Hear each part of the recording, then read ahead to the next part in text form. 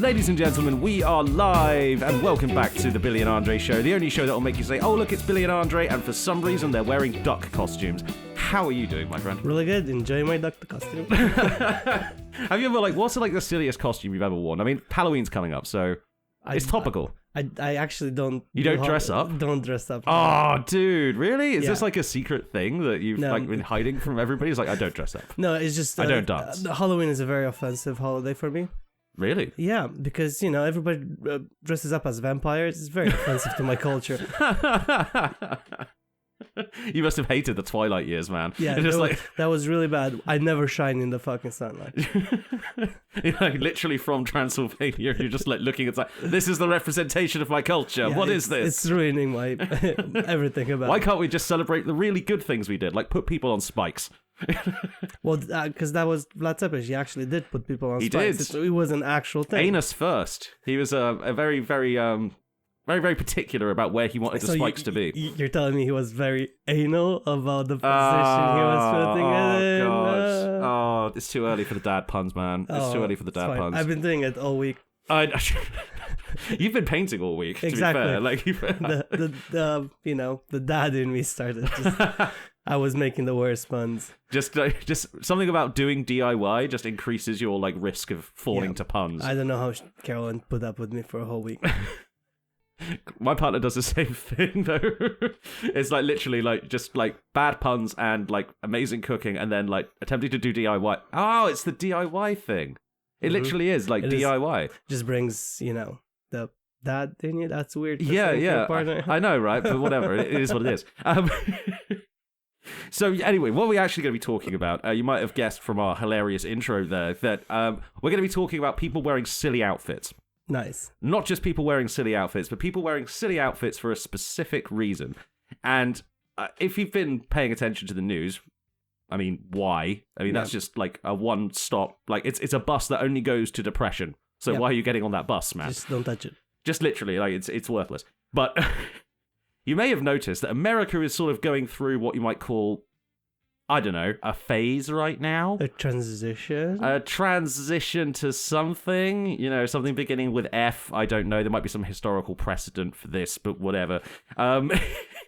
Basically, a lot of masked government goons with Donald Trump's backing and funding and blah-de-blah have been going around American cities, picking up anyone who looks vaguely brown, arresting them, and demanding to see their immigration status and their immigration papers, and deporting them if they look at them funny. Well, actually, the way it feels at the moment, they're not actually getting deported. They're just being put in concentration camps. Yeah. And Europe did that. It wasn't fun for anyone. It really wasn't. No, not even the guys doing it, which is the weird thing. So it's they didn't get a good outcome from that either. I don't want to say it, but you can think it. Yeah, I mean, it's kind of obvious to anyone who has eyes what's going on there.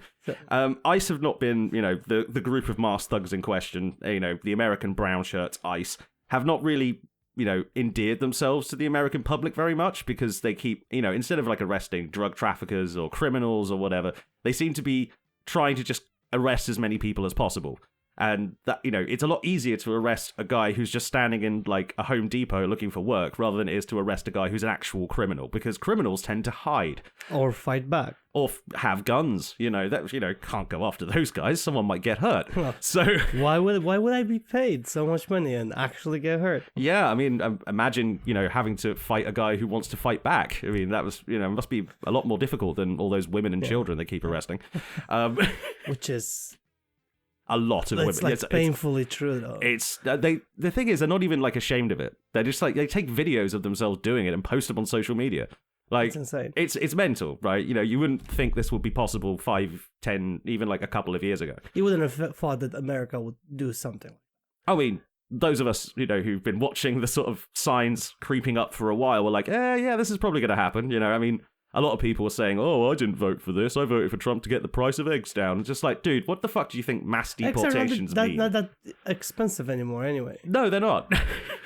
So he did bring the price of eggs down. No, the lack of bird flu did that. But whatever. The price of eggs is not the topic. I tried to play the devil's advocate there. sometimes, you shouldn't, because it's more like, becomes less devil's advocate and more Hitler's advocate, Well, you had to use the H word in there, didn't you? Yeah. Demonetize me, YouTube. What are you going to do? You're not monetized. Fine. Say whatever you want.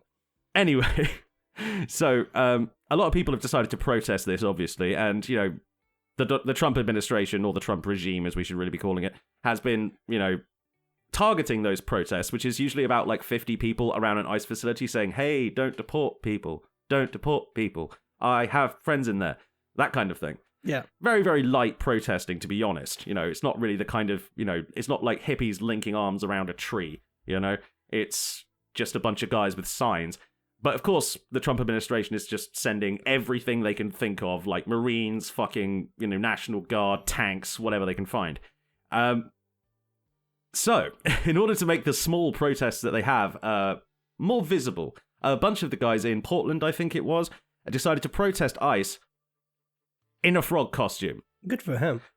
One guy was in a frog costume. I think one guy was dressed as a duck. There's people in clown. Like, it's a whole thing. People have, they started to dress up as silly characters in order to protest ICE. So you got like the furry community out there, of course, because this is their moment. It is. Like, furries are, good at, three things. Drawing pornography, Yes. hacking, strangely enough. Yes. A lot of hacktivists seem to be furries for some reason. And, wearing elaborate suits that require like internal cooling systems in very, very hot weather. So wasn't that protest the same one that somebody pepper sprayed one of them through their air vent? Yeah, they did. Yeah. That's such a dick thing to do. Yeah, it's literally like creating a portable gas chamber out of somebody's fursuit. It's fucking mental. I don't know why it's allowed, but apparently it is. Yeah. Well, ice, you can't. Yeah. Yeah, like what you gonna do? Say, hey, don't pepper spray my fursuit. But it is interesting because I think fursuits are going to form the basis for what will eventually become power armor. Oh wow! As in Fallout. Yeah. There's gonna be guys in like fox suits with like huge tails or whatever, like just bench pressing Buicks. They're gonna be throwing cars across. As soon as they get that exoskeleton shit figured out, it's gonna be great. They did actually. So exoskeleton is an actual thing that helps mobility. I have seen those. Like it looks like a weird sort of wireframe. Funny enough, America kind of came up with it. Well, they didn't come up with it. The concept was sci-fi since forever. But the actual exosuits is I think Boston Dynamics, the same people that made the robot dog. Yeah. They're making an exosuit for people that have mobility. Like, you've been in an accident. Well, you've been in an accident, but you haven't been in an accident that bad where you kind of lose mobility in your legs to a certain degree, but you can still sort of move your legs. So there's this exoskeleton that they put it on your legs so it would help you walk sort of normally. Yeah. Which is phenomenal. It's a fascinating bit of kit. Like, it's weird because, like, it's not what you'd expect looking at the sci-fi. It's always slightly different. But you look at it and you see it function and you go, oh, that's actually some sci-fi shit. Well done, guys. Yeah, so it's like, let me put my trousers on and my exoskeleton. Yeah, and you look a bit weird, but it works, you know? It works. Listen, gives people mobility. It's always a fun. Exactly. I think we need to integrate this with the fursuit technology, and then But they will never know there's an exoskeleton underneath it. That's how you start the revolution, the furry revolution. They're all dressed in furries, big fluffy coats, but actually it's hiding the exoskeleton underneath it. Dude, that's how you do it. I want to see that video when it comes out. Just like 50 ICE guys like surrounding a single furry who's like, holding a piece of paper that says, "I'm not documented, come get me, bitches." And then, like, all of a sudden, he just starts suplexing people and, like, throwing them across parking lots. It's going to be fucking great. And they'll be like, what the fuck, man? No one said the guy was this strong. And he's just, like, got an exoskeleton under there and no one can see until, like, they try and put hands on him and it's going to be like John Wick. It's going to be awesome. Anyway. Tangent over, moving on. Tangent over. But the people in fursuits are, really, really good in this situation for one particular reason. It annoys the fuck out of the ICE agents. It really has been, like, just setting them off. They've been really annoyed about this whole thing because it's like the same reason that they video all the stuff they're doing, right? They kind of want to look cool, and it's really difficult to look cool when you're, like, tackling a furry to the ground, even if, like, you're completely justified in doing so, which they aren't. But even if you were justified in doing so, getting into a fight with a furry, you just automatically look like a dick. That's because why are you hitting my pet? Yeah, why are you hitting that cute little cat boy? Like, leave him alone, He's got little ears. Like... Isn't that the most gayest thing? Hitting a furry? Yeah. It's actually more gay to beat up a furry than it is to shag one. Yeah. So I'm laying a claim in the ground right now. Yeah, so a lot of videos have been emerging of, like, you know, these ice guys getting very, very frustrated at dealing with the giant frogmen and, you know, the people wearing bear suits or whatever. And it's interesting because it got me thinking about, like, how has this been sort of tried before? Has this been, like, a sort of thing that's been, you know, part of history, you know, making fun of the guys trying to actively beat you up and deport you? Yes, it has. It turns out there's a long history of people being completely hilarious during protests just to make a point. And we're going to look at a few examples of those today. And I'm going to focus on the UK, and you might think, why? You know? You know, the fascist movement thing isn't, you know, the brown shirts aren't over in this country. You know? Well, we have our own fascists. We do. Keir Starmer. Well, he is. To be fair, okay, yeah. Prove me wrong. You are building a very controlling state. There's a certain book that comes to head, which is called 1984. Yes. Yes. So there's 1984 coming to head, where, you know, you kind of try to control everybody and the internet and doing digital IDs. Yeah. Apparently, the Met Police will stop arresting people for off of the internet, for not actually backing their claims. As in, if you start shouting on the internet, the Met Police will stop arresting you. So, for example, let's say you have a very controversial opinion and you put it on the internet, and you will get arrested by the Met Police. Now, they're not going to do that. Oh. Yeah, only when was that a thing? It 3 days ago, I saw a news article in between. Always double check with those ones, because, like, half the time when I see these guys, like, I got arrested for something on Facebook. It was Sky News. Oh, yeah. Half the time I see, like, this man has been arrested for exercising his free speech rights. And then you look into what he's actually done. It's like, and he's also, like, committed a burglary. Okay, never mind. You know, half the time that's the kind of thing that happened. I don't know what that exactly means, because nobody actually got in detail after that article. The media's shit, dude. They're just terrible at reporting this kind of thing. They just don't fill out the details. They just go, look, there's some guy getting persecuted. It's like cancel culture in it. And that's, like, basically about as intelligent as the press gets. We haven't got arrested yet, so... No, well, you know, no one listens to us. That's probably why. Okay, there's still time. There is still time. Funnily enough, the leader of the Conservative Party, so not Nigel Farage, but the leader of the Conservative Party, actually put out a press statement saying that they want a British removals operation force, which basically means they want ICE over here in England. So it might be the case... Who are they going to remove? I don't know. Themselves? I mean... Because... if you want to like remove traitors to this country who are in bed with foreign governments, you could start with the fucking Tory party, you know? Half of them have been paid off by Russia. Yeah, it's actually prevented from, legally by the European Court of Human Rights, which is something that Mr. Farage and the bitch who's in charge of the Conservative Party this week, you know, they both want us to leave the European Court of Human Rights because apparently human rights are bad for them for some reason. Quite a lot of the free speech laws that England still has is kind of protected by that. We don't really have our own free speech laws as such. We don't have free speech in our constitution. Not really, no. So they have to, you know, we get around it by having the European Court of Human Rights. They want to get rid of that. So all this stuff is going to be super, super relevant to us at some point in the future, even if it's not now. So I wanted to go through the fabulous ways that the people of the UK in specific have protested various authoritarian bullshit over the years. Taking the piss is kind of like a British, like, hobby. It's a pastime. It's like what we're best at, you know? Like, we created some of the best satire and the best comedy in the world, you know, at one point. At one point. We don't do it anymore. But it's worth remembering that a lot of, like, the big, even, like, modern day, like, big hit shows like The Office, they got their start over here, man. Yeah. You know? The American version, I think, is better. But it's much better. It's much better. But the ideas come quite a lot from, you know, England. You know, the sort of British sarcasm, you know, dry sense of humor, that kind of stuff. So I was looking forward, like, I was like looking back, like, you know, okay, what's like a sort of historical, you know, allegory we can make to people just taking the piss out of the people trying to arrest them. And I came across this lovely term. It's called tactical frivolity. Okay. Tactical frivolity. Having fun as a tactical, you know, thing against the people who are trying to, you know, beat you up and brutalize you. And the first example I found was back to our favourite protest group, the suffragettes. I love the suffragettes, and I love this original suffragettes for one specific reason. It's because everyone doesn't talk about how violent and psychotic they were.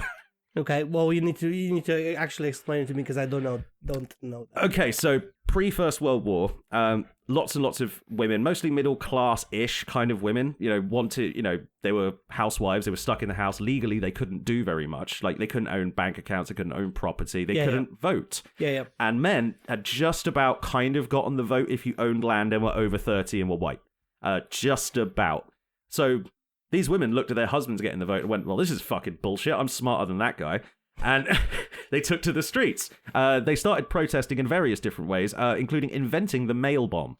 Mail bomb? Yeah, as in bombs that you post to people. They invented that.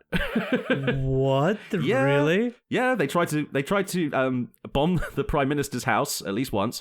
They also, this is a fun little tidbit from history, they also beat the shit out of Winston Churchill in Bristol train station with a horsewhip.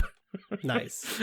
He just got mugged. He probably loved it. Oh, he was probably like going through like 1800s, like, boyhood fantasies in his head. Like, whilst he loved it. He was always so drunk anyway, so he didn't feel a thing. Oh no, he probably didn't feel it. He probably just bounced off his bald head and just went, oh my goodness, and could I have another, please? Yeah, but the suffragettes were a wacky bunch, and people don't talk about how wacky they were quite a lot of the time. But I came across this lovely little tidbit. This is by Emily. Protest was performed by Emily Davison, who you may remember as a lady who died throwing herself under the king's horse. Oh yeah, actually, I remember that one. She was also the lady who tried to bomb the Prime Minister. She was kind of serious. Emily Davison was not someone to be fucked with.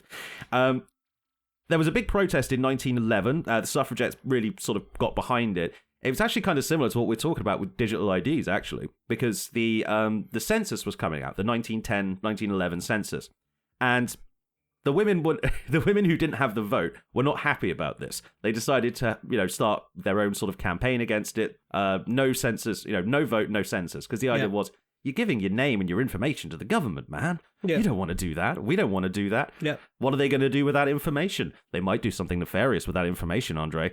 Yeah, well, they probably will. They probably will, yeah. Census information generally is kind of harmless, but it was like, oh, okay, how much does your husband earn? Where do you live? And it's like, oh, they're trying to identify us women who want the vote, and they're going to try and squeeze us out. But aren't those anonymous to a certain degree? As in, you don't actually put your name on it, just your... Maybe now? I don't know. I actually have a friend who used to work for the Census Bureau, so maybe I could ask her, but as far as I know, it's not it wasn't anonymized back then. You had to put your name on it. Ugh. And yeah, giving it like a man from the government coming around with it's like, oh, fill out this form, and like, I can't think of anything I'd rather do less on my Sunday. Thank you. Yeah. I will go and cut my balls off. I will bomb the Prime Minister. I will not actually bomb the Prime Minister. Do not action that. Thank you.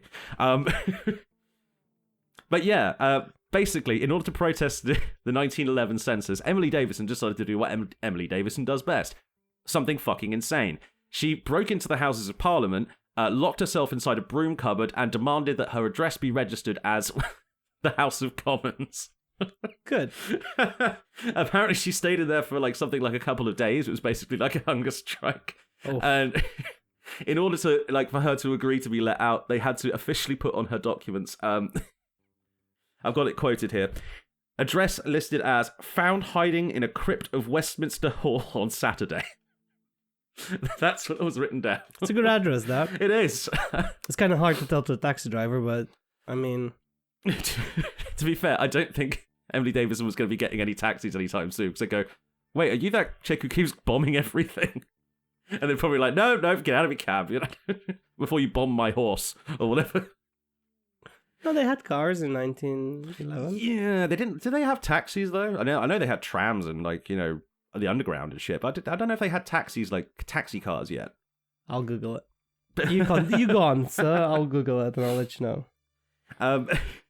Moving on to another wacky protest that I found very, very interesting. This one's a lot more modern though. Do you remember the prime ministership of a certain David Cameron? Oh, I did hear about that specific gentleman. Yes. Yeah, you moved here in 2010, am I right?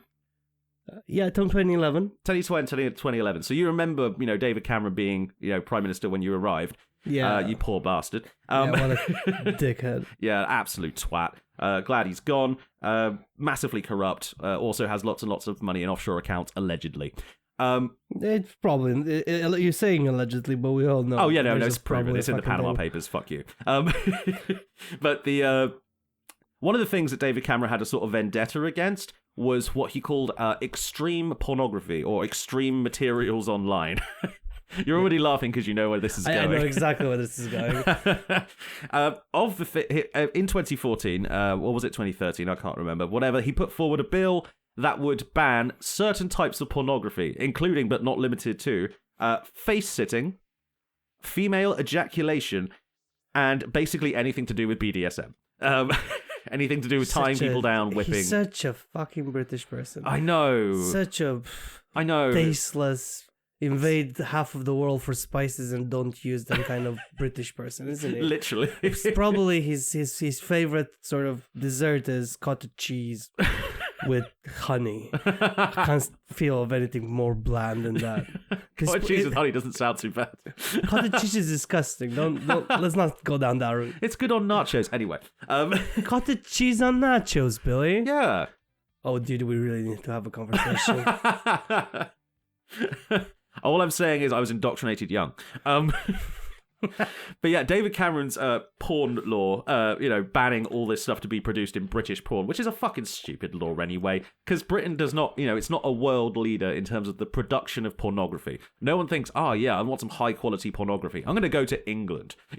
No one thinks that. So the fucking stupid law pissed a lot of people off, and some of these people, not a lot of them, but some of them, decided to protest outside of the Houses of Parliament by going in there in fetish outfits and sitting on each other's faces in public. Woohoo! Fucking win for the British community.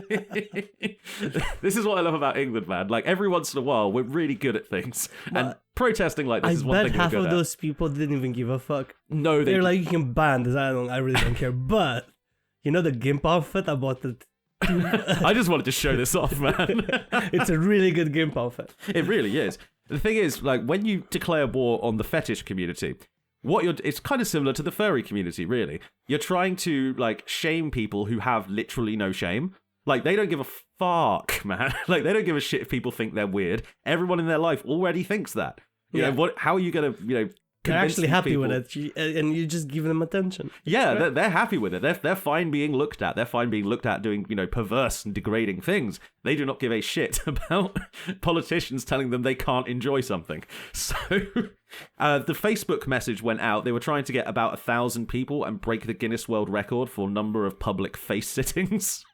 And did they? No. It turns out it's actually very expensive to get Guinness World Records to show up and adjudicate that shit. Well, I think we had the conversation before. You have to pay the Guinness World Records book. You pay for them to come and... You do. You pay for them to stand there with a clipboard and take notes of whatever the fuck you're doing. It's a really, really dumb system because they're not really world records. It's a novelty book company, you know. Very well-selling novelty book company. But you wanted to know what these people thought about the proposed law. I actually have an article here from Vice that was done at the time. 1,100 people clicked attending on the Facebook event page. Only about 150 of them showed up. But that's still quite a lot of people. It's a lot of people. I don't know 150 people. I don't know 150 people well enough to get into a protest. That's for definite sure.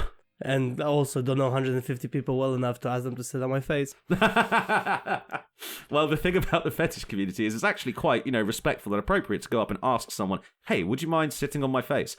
Most of the time they'll say, oh, yes, thank you for asking so respectfully. Allow me to oblige you, sir or madam. But I got some, the Vice article goes into quite, has some chats with some people who are mostly going under pseudonyms and fake names, because of course they are. Funnily enough, though, this protest was organised by 2013's Sex Worker of the Year, Charlotte Rose. I did not know that was an award that existed, but I'm glad that it does. Is this Sex Worker of the Year Sex award? Worker of the Year award, yes. I'm not entirely sure who runs it and judges it, but it is a thing. What the correct? I want to know. No, this is another episode that I really want to get into now. What, the sex worker of the year awards? Yeah, to be fair, that might be a really good episode. We could just go down the year and understand what they did to accomplish that. I am putting it on the list. Do it. So yeah, they had some absolutely banging interviews here. This is an excerpt from an interview with Karen and Sarah. Karen and Sarah, why are you here today? I think these new laws are absolutely wrong. People should do whatever they like to do. I think female ejaculation and water sports shouldn't be banned in British porn. If we can't get it in British porn, we'll just get it elsewhere. What the hell is wrong with it anyway? It's just a really stupid law. Follow-up question. I notice you're wearing a lot of PVC and you have a ball gag there. Why are you protesting in this way? Because we're perverted. Yeah, we're perverts. That's Karen and Sarah being frank and honest there and displaying why you cannot fuck with the fetish community. They don't care. What do you think of the turnout? There seems to be more press than protesters. Karen, I'm very disappointed in the British fetish scene. I thought there would be lots of us, and then I'd see just me and Sarah. I'm very unimpressed. Which, as you know, a person who's gone to these events, I know exactly what the feels are on that. It's really difficult to get people to come out for anything, man. Like, you know, you could literally promise free blowjobs and pudding, and people will not show up. They were hoping. I think Sarah over there was hoping to network. It's like, I have a couple of ideas. I just want to get some input. Yeah, I'm just doing a focus group. Yeah, they just didn't show up. I had pamphlets made, and then there's nobody here. They asked Karen and Sarah for their other thoughts. Here's absolute baggers from start to finish. I think there should be any other thoughts. I think there should be more actual research into what female ejaculation is, because it definitely isn't piss. And I've never heard of anyone who died of face-sitting, which is what some people have said. Yeah, where are the statistics on that one? Someone might die from face-sitting. Get a grip. There are some girls who come like boys, you know? It happens. What the fuck is wrong with this? Are we not allowed to come or what? Wow. The thing is, I'm reading like what they said. I don't know what voice they said them in. I don't know what the tone of their like presentation was there. But I feel like I know these people. Yeah, I think I know these two. They sound fun at the party. Yeah, they sound like the kind of people that you know, every like girl group has that one friend who's kind of out there. And this is two of those out there friends meeting. Like, you know. Yeah. Here's some other bangers here. So yes, this man goes by the name of Boom Boom. Oh, and that's a good name. This lady asks, what do you think, Boom Boom? Boom Boom says, porn is a reliever. When you ejaculate, you're like, ooh. It's a reliever of a stressful day, and now they're taking away things people love. It's going to cause a huge uproar. His friend Duel comes in and says, and who doesn't love a good spanking? Everyone loves a good spanking, even you. I can see it. Did he say that to the reporter? Yes. To which the reporter replied, love it, mate. But what inspired your outfits? Referring to the gimp masks and PVC. This is just Friday. So that's his Friday suit, right? That's his Friday. When they say just that, it's just our day look. We're just trying to blend in. I want to see their Sunday suits, you know? Literally. Yeah, so naturally the law went into effect and then nothing really particularly changed, so nobody really cared that much. Or is it still in effect at the moment? I don't actually know. I'm not sure if it's been overwritten by something else at this point. I would have to look it up, and frankly, it's a David Cameron law. Why would I want to look into a pit of misery like that? The funniest thing was people were sort of like looking for a reason why David Cameron would completely torpedo his own reputation by doing this, because obviously it's really fucking stupid. Even as like a sensible Tory, you're probably looking at that and going, really? Really, is that what we're doing? You know? He probably was the fact that he was already losing a lot of people at this point. Yeah, it kind of so was. He's like, I need to do something to so people can talk about me. And yeah, we are talking about you. And you stupid little cunt. You're just an idiot. Just a moron. Just yes. A moron, yeah. Apparently, and this is only a rumor. I couldn't find anything to substantiate this. It's still outturned in 2019. Oh, I thought, so yeah. It was put into place 2014, and then 5 years later, it just came out of law. Who was in charge in 20... Oh, it was Boris Johnson. Yeah, that makes sense. Yeah. If anyone's going to get rid of porn laws, it would be that guy. Yeah. But apparently David Cameron, and this is only a rumor, apparently David Cameron only banned face-sitting, only put face-sitting on the list because his mother found it disgusting. Okay, Mom, what porn are you watching? Just Which implies, A, that David Cameron's mother watches a lot of pornography. because it's really hard to get to face sitting. Yeah, like, that's a ways down the list. Yeah, you yeah. know, it's like, you've got your vanilla stuff up the top, you've got a bit of girl-on-girl action here. Face sitting is quite far down, Yeah, you know? so it's David Cameron's mom. And then, how did that conversation go? It's like, oh, hello, mother. How was tea over the weekend? I've actually discovered, David, that this face-sitting porn, have you seen it? It's disgusting, isn't it? I think you should ban it. You're pre-em, aren't you? You get on it. You know, that's what I imagine her voice sounding like. and finishing out the conversation, would you like some butter on your crumpet? Yes, mother, please pass the sugar. Another time that the British Prime Minister kind of was the target of a protest. This is a bit more serious, I suppose. It's an environmental protest. That's what the slapping noise there was. Andre slapping himself in the face to get his serious face on. Serious face on. Okay, Serious cool. face on. We're not talking about dicks anymore. Like, okay, cool. No more now. dicks. No more dicks. I Let's can't go. promise that. No dicks. No dicks. Let's go. Back in the day, there was a big sort of controversy over the expansion of Heathrow Airport. There still is, because they haven't expanded Heathrow Airport. Heathrow is a very busy airport, but it's a very small airport. There's only got 2 runways. So they've been talking about putting a third runway on it for years. There was a group calling themselves Plain Stupid. You see, with dad puns. I like that. With dad puns all the way down today. The group calling themselves Plain Stupid opposed this because, it would wreck the local area, there'd be more air traffic, pollution. It affects the local fauna and climate change. Yeah, birds and whatnot.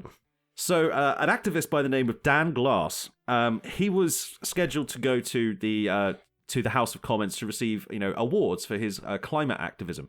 And because of his, Gordon Brown was trying to sort of ingratiate himself with the climate activist community at the time because it was 2009 and everything was going to shit. So he was like, what will make me look good? All right, I'm going to do some photo ops with climate guys. That will make me look good, right? This fella, Dan Glass, saw an opportunity and so he went in there, he shook the Prime Minister's hand, grabbed his left arm with his, he grabbed the guy's, Gordon Brown's right arm with his left hand and said, pulled the Prime Minister in close and said, Mr. Prime Minister, I've just superglued myself to you. I hope that you'll stick to your climate promises the same way I am now stuck to you. Was he actually superglued to him? He put superglue all over his hand and grabbed Gordon Brown's arm and said, we're stuck together until you make some promises about climate change. Did the man get arrested for that? No. Okay, this is what happened. Whatever superglue this man had gotten, clearly, being a climate activist, he was probably looking for something that wasn't going to damage the environment. And the problem with that kind of superglue is it doesn't fucking work. There was a number of problems with his decision. Firstly, if you're going to shake the Prime Minister's hand and, superglue yourself to him, why not use the hand that you're shaking his hand with? Why not use that? Yeah. Instead, he grabbed Gordon Brown's sleeve. So Gordon Brown... He was just attached to his jacket. Gordon Brown just had to slip his jacket off. And it was like, there you go. Now you've got a jacket stuck to your hand. And it's not even... properly attached. No, the police, after the situation... I mean, this whole event went on for about 40 minutes. The police said that there was not sufficient stickiness to call it an assault because there wasn't enough superglue on his hand. So he just ruined the perfectly good jacket for no fucking reason. He just ruined Gordon Brown's jacket. The reason was, but he just ruined the jacket for... dude, that's... It's really depressing because, he's doing it for a good cause. It was a great opportunity. It was a great idea. This is the kind of thing the suffragettes would have done. This is right in the spirit of that. But yeah, he superglued himself to a man's jacket, and not even very well because he was promptly escorted off the premises. Whilst Gordon Brown was laughing the whole thing. He thought it was very funny. As the man Dan Glass was being escorted from Downing Street, he tried to superglue himself to some railings as a last ditch effort, but said that he couldn't because he hadn't got enough superglue left. Wow. I never agree with the protests like people supergluing themselves to things or people throwing paints on works of art. Because those works of art... We disagree on that, but yeah. Yeah, we do disagree quite a bit. We do, because, frankly, climate change is important. But, anyway, not getting bogged down in that discussion. Okay. Yeah, that's a serious topic for when we're drunk. With, this protest, though, yeah, he tried his best to make like a really sort of big deal out of this, but the thing is, the London Met and Gordon Brown, Gordon Brown was not fussed in any sort of way by this, so he just sort of went, well, that's really, really funny. That's a really good idea. You almost got me there. Nice job. And like they just escorted him off the premises. They didn't even charge him. Nice of him. He could have charged him with a lot of fucking things. He probably could have. He's a prime minister, so he's gonna be like assault on a prime minister. It's pretty up there. Yeah. I mean, like trying to super glue yourself. If he got him on the skin, that could have caused some actual harm. That could have been caused some damage there. But he didn't. He got him on the sleeve, and I think Gordon Brown found that very funny because he's just like, I just need to take this jacket off, man. That's all. And then I can just walk away and leave you there hanging onto a jacket that you're now stuck to and like looking like a complete dickhead in front of all these cameras. Yeah. Poor execution. Very poor execution, but a good idea. A very good idea. I want to bring up something like kind of like, because, we're talking about, MPs and political candidates. There's sort of a long history in like British sort of comedy of like clowning on, MPs and members of parliament. Yeah. Do you ever watch that show, The Last Leg? No. It's a British television show, isn't it? Yeah. Didn't watch it. Yeah. Oh, it's basically comedy show run by like a bunch of disabled guys. Adam Hills from he's an Aussie, but he's got like a fake leg, and he does like bits with it, and it is a very, very funny show. And while David Cameron was Prime Minister, they had a very fun habit of sending guys with tubas out to follow MPs around when they were walking to official visits and just go. They should still do that. They should do that to Trump. They should do that more. To be honest, if you get close to Trump at any point these days, I'm sure like 50 Secret Service agents will just body slam you. Your tuba is going to be fucked up after that. Poor tuba. Another slightly more tragic case, I suppose, in hindsight, but. Do you remember one of the MPs who got murdered not too long ago? Sir David Amos? I think I heard about that one, yeah. Yeah, old fella. When he was a new MP, he got tricked, basically, by Chris Morris into appearing in an interview on the TV show Brass Eye. Huh. It was called, the episode was called Drugs, and it was basically an episode about the drug crisis sweeping the UK. And they basically showed up to this interview with a bunch of made-up statistics, a bunch of made-up scientific papers, and a bunch to just make up a drug to an MP. And he was genuinely shocked. Like, he has, like, it's on camera, you can see it, and he's just like, I've never heard of this. I don't think this has been brought forth on the floors of Parliament. This drug sounds horribly dangerous. And it's just made up. It's just all fake. It's like really ridiculously made up as well. Like one girl vomited her own pelvis bone out. Stuff like that. Okay, if you would have said that, I would have been like, okay, dude, come on. We both know it's not possible. You will stop them from... But the man just didn't realize. Nope, didn't know. He actually brought a motion to Parliament to have this drug investigated and I mean, in one way, you should look at that MP and be like, he tried. He did. He was genuinely sincere, Like, that's a nice thing to have in an MP, to be honest. Not like ours. Yeah, well, unfortunately, he's not with us anymore. And he was horribly murdered. But getting off the slightly depressing topic of politicians being brutally murdered, let's talk about one who wasn't. Farage. Nigel Farage has a long history of being targeted by these sort of, joking protests, you would say. Famously, he got milkshaked a good couple of times. And as in a milkshake was thrown at him? Yes. When he was campaigning to be the MP of Clacton, which is where he finally got himself into the Houses of Parliament after like 8 tries or something like that. I mean, the man lost so many races, man. He had to get sent to the biggest shithole in the sort of southern area, which is Clacton. It's a terrible place. But whilst he was in Clacton, leaving a pub called the Moon and Starfish, which was, of course, a Wetherspoons, because, of course, it was, he was, quote-unquote, assaulted by a Vicky Bowen, an OnlyFans model, who saw Nigel Farage leaving the pub and thought, hey, I've got a milkshake here. Fuck it. And just chucked it all over his face. Good. And then walked off, without, just nonchalantly, just walking off. Well, as an MP, you don't even have real security. No, well, he wasn't even an MP yet. I mean, this is like private security guys who are obviously not doing their job. If a 25-year-old blonde with a white hoodie on and a bright pink top can just come up and just throw a milkshake at a guy, obviously they were not doing their job very well.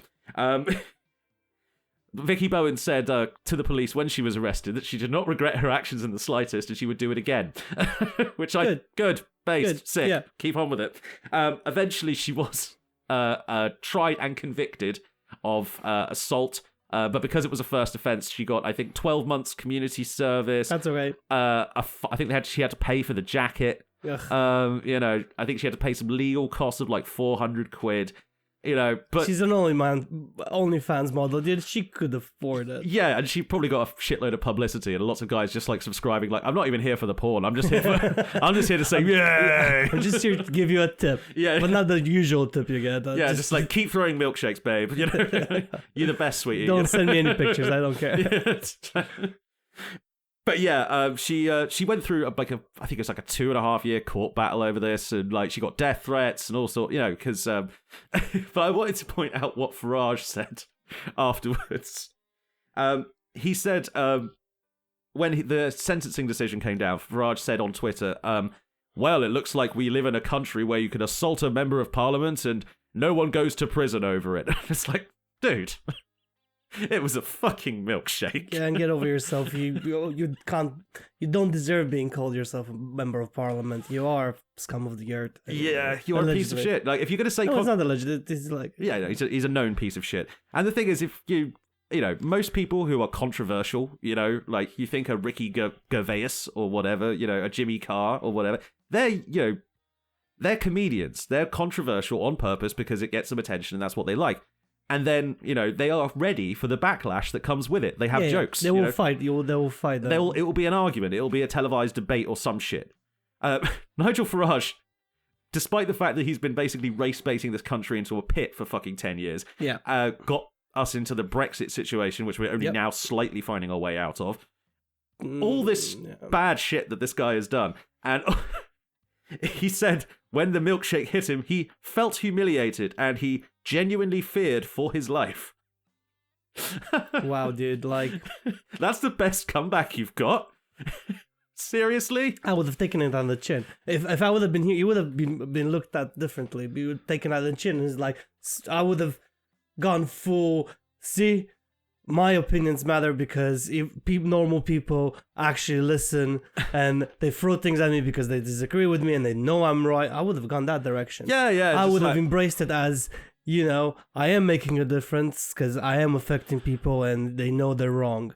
Yeah. Well, something like that. Like, take a strong position on it. Yeah, but none of this wheedling about, I was assaulted because some milk hit me in the eyes. Like, come on, dude. Like, just get over yourself. The funny thing is, like, we have a comparable example from quite a while ago. Prime Minister Harold Wilson, back in the 60s, he was giving a speech and some Tories disagreed with him, so they threw, like, a bunch of wadded up paper, like, a bunch of notes at him, basically. And because, if you've ever thrown, like, a stack of paper, what happens? The paper just goes everywhere. Yeah, it just goes, whoosh, it's like a cloud instantly. So, of course, they miss. And Harold Wilson, without even looking up from his speech, goes... Well, I see their aim is about as good as their policies. And you're just like, yep, that's how you do it. Bang a moment, win in the bin. You don't like, who was that guy who threw the papers? Nobody cares because Harold Wilson got a W. Yeah, that's true. That's how you should handle that. If I was Farage and someone threw some sort of milkshake on me, I'd go, what flavor is it? Is there vodka in this? Like, oh, I'm sorry, I don't like strawberry. Can you try again with chocolate? Yeah, I asked for the mint aero, bitch. What the fuck? Get back in the shakeaway.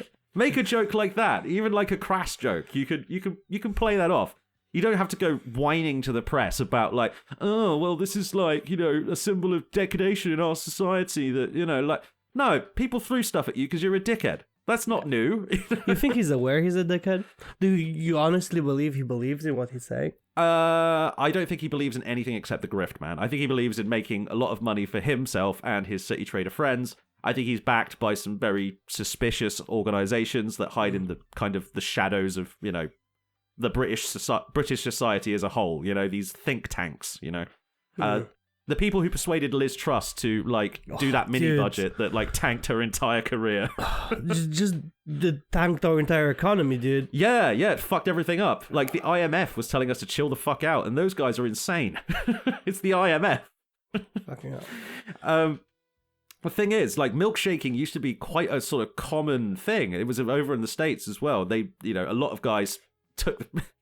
a lot of guys took milkshaking from, to heart. They decided, oh, well, fuck it. I can't actually get arrested for assault for a milkshake. It's not going to be a serious charge, so I can get away with it. And so a lot of people did. And every single time, the exact same thing happened. Just like Farage, they all started whining about, like, oh, this is criminal damage to my suit, that kind of shit.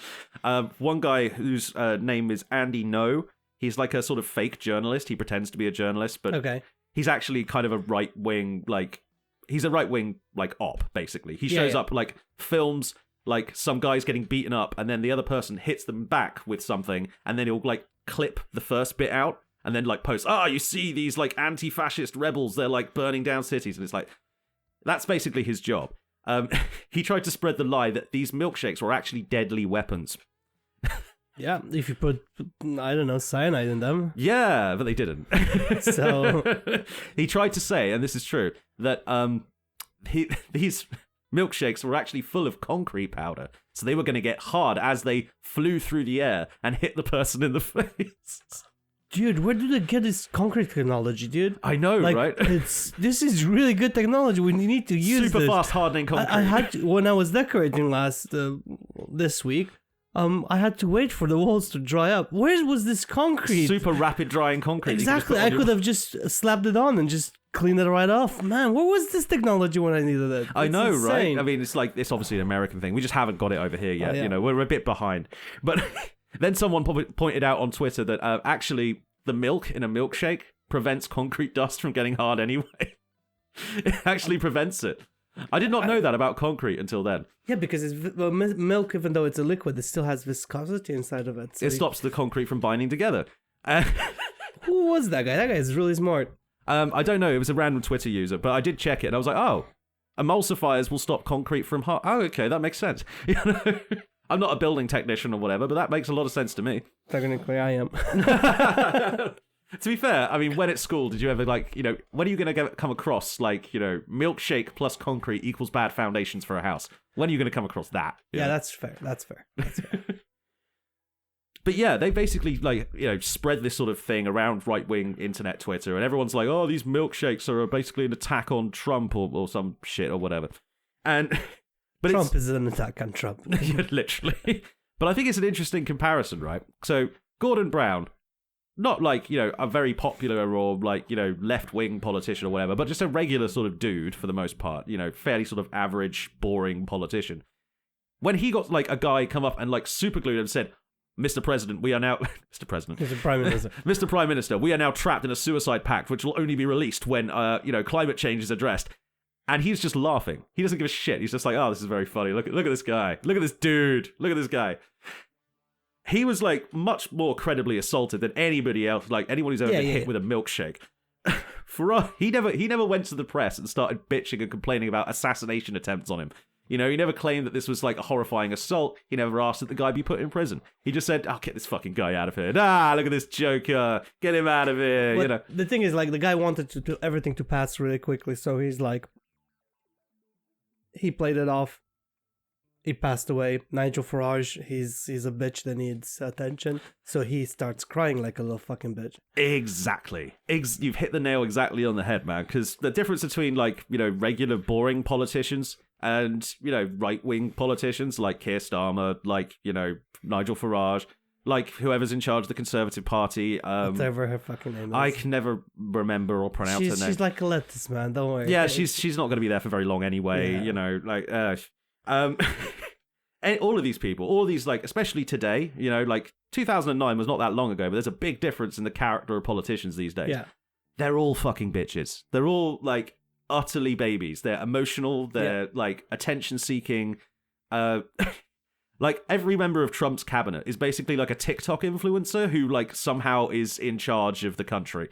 It's kind of insane. But because they are all such massive bitches, that's why these protests annoy them. Because they're just gonna complain and go, we can't control it. Oh no, mommy. Oh no, these riots are out of control. Look, there's a guy wearing a tail butt plug. Oh my god. It's... They're bitches. You said it basically perfectly. They are utter cowards. Yeah. And the fact that they can't, accept that there might be some consequences for them, being far right, being dickheads about it, I expect the consequences of being a raving lefty all the time. Yeah. The consequences of people telling me that I'm a fucking idiot and need to shut up. Because that happens all the time, man. I'm going into this expecting that. You know? Yeah, but and also I know we don't have freedom of speech in this country, or at least, but you still shouldn't be prosecuted for your opinion. And if you want to express your opinion on their way of messing up, as in I'm talking the politician messing up, in like they're messing up the country at the moment. If we decide to dress as furries, go in the street and protest, they should respect the fact that we're protesting. They either can listen to us or completely ignore us, right? But if they would like us to go away, just fucking fix the country. And all of a sudden, there's not gonna be any more furries on the fucking streets, which is sad to say, not gonna lie, but there's gonna be no furries if you stop fucking up. Yeah, I mean, if you are disgusted by the sight of furries protesting in public, then there's a very simple... Just fix the economy. Just fix the country, man. Just do what they want. Yeah. People always say, like, oh, what's it going to take to stop these Just Stop Oil protests? Well, have you considered listening to what they're saying? Yeah, have you considered not drilling down in the core of the planet and warming up the fucking planet? Yeah, have you considered, stopping the oil a little bit, like building some solar panels, something. Yeah. Well, electrical energy and electric-powered cars are actually not better for the environment. It's a misconception. That is true, because making those things uses a lot of CO2. Because I probably said this before, because they have to go to South Africa and actually mine in South Africa and then put it all on a boat and send it to, I think it's in Norway, that gets processed, and then put it on another boat and send it to China to be made into fucking batteries, and then put it on a boat and send it to Japan to actually put the batteries in the electric cars. I'm just saying. Maybe it's the boats that are the problem. I mean, you could make electric boats, but then you need the batteries, and then it's a whole cycle. It's a whole cycle. It is. We don't have a solution at the moment, but there's no good solution. I think instead of those giant super tankers, they should just make electric speedboats that carry exactly one I don't think that's gonna be better. I don't think that's gonna be better. I think it would be awesome and hilarious. And what they need to build, right? A great idea. Again, going back to sci-fi, they need to build that around the planet speed rail where literally the whole rail is connected to electricity, so you can always solar power it or whatever, right? So the whole rail is connected to electricity, and it's a vacuum that they're actually building tubes into vacuums at the moment because they're much quicker. And then you just have a train that goes in a circle around the fucking whole planet, right? And that's your cargo train, and it will get everything everywhere really fucking quick and all electric. That would be kind of sick. That would be quite sick, right? Waiting for the Adam something video that comes out and proves actually this is a bullshit idea, which we invented it in 1900 or something like that. Probably. But that would be fucking cool, just to have a ring around the planet and everybody can get the resources really fucking quick and it's not going to have to be on boats. But obviously, corporation planet, whatever. I saw. Have you ever seen those memes where it's I see you've just woken up from a coma. How's things go? One of those memes, you just wake up from a coma or whatever. Yeah. And I remember seeing one where it was Bernie Sanders and Jeremy Corbyn standing next to each other, shaking hands, just Trump? What do you mean Trump? Who's Trump? Anyway, we're just about to open the transatlantic railway network. Do you want to join us? Fuck, man. It's what could have been. It could have been, yeah. That would have, a transatlantic railway, I think is a genius idea. I think we should put it in glass, and we should put it along the bottom of the ocean, though, just to fuck with nature and prove we can do whatever the fuck we want. Well, I don't think you can build underwater because there's the high pressure. Listen, I'm not gonna go into theoretically thinking about this, okay? Because higher paid people than us can do that, and they're not. Anyway, so what's the moral of this, rambling collection of stories about people being dumb at protests? I know. What? Dress as a furry and go protest about the current government. Fucking yes. That's a good moral for a story. Let's just end it there. No. Why not? Why is... The real moral of the story is, if, for example, some sort of government comes into this country that decides to do this deportation shit and decides to leave the European Court of Human Rights, all that shit, if that happens, the best and probably the safest way of making sure that everybody knows they're dickheads is to make sure that you are protesting them looking as ridiculous as possible. I mean, literally, dress as monkeys and throw poo at them. Allegedly. Allegedly, you're just a monkey, right? I mean, who would harm a silly little monkey? Ice. But if ICE does come here, the important thing to remember is these guys are cowards. They only care about looking cool. They're really, really insecure about their job, and they know everyone thinks they're a twat already. So make sure that they know that. Make sure that they know when they're like, arresting pensioners and, dragging off children or whatever to, zip tying people in the middle of the street. When that happens, make sure that you're like singing a song about like a huge dick or something whilst they're doing it. Just like sing the Man from Nantucket limerick every single second when they ask for your name. That's the kind of protesting we need to be doing, because A, it's fucking funny, and B, it will actually piss them off more than anything else. Yeah, we'll actually get them angry. I mean, we could call them like fascist thugs or whatever, and they'll probably be like, yeah, thug, I'm a thug because I'm a hard man. They didn't hear the fascist part. Yeah, they don't give a shit about the fascist part. But if you call them a bunch of little dick losers who can't fucking fight, come and get me, bitches, I'm wearing a fursuit, what have you got? Tasers? Come on. Like, that kind of shit, that does piss them off. And so it's really, really worth keeping that in mind whenever you're at a protest, for any reason, really.